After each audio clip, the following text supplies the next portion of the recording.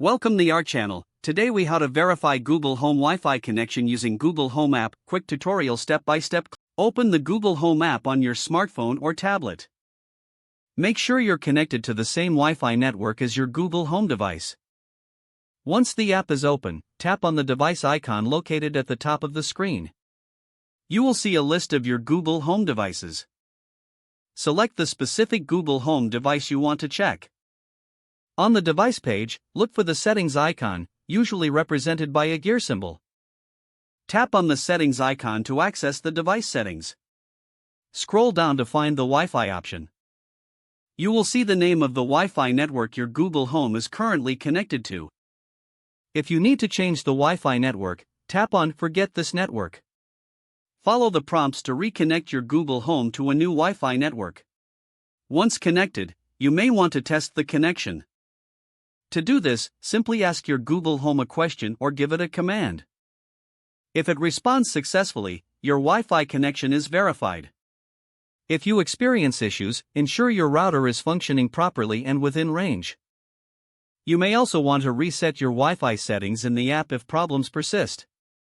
If the page does not load, refresh the browser or try again in a private or incognito window.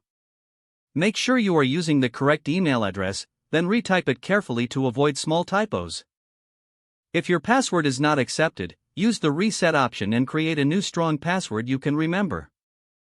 Check your spam folder for verification or security emails, then complete any requested Enable two-factor authentication if available to improve account security and reduce unauthorized access risk. After signing in, review your profile details so your contact information and settings are accurate and current. If you see an error message, note it down and try again after restarting your device and internet connection. Log out when you finish, especially on shared devices, to keep your account and payment information secure. If the page does not load, refresh the browser or try again in a private or incognito window. Make sure you are using the correct email address, then retype it carefully to avoid small typos. If your password is not accepted, use the reset option and create a new strong password you can remember.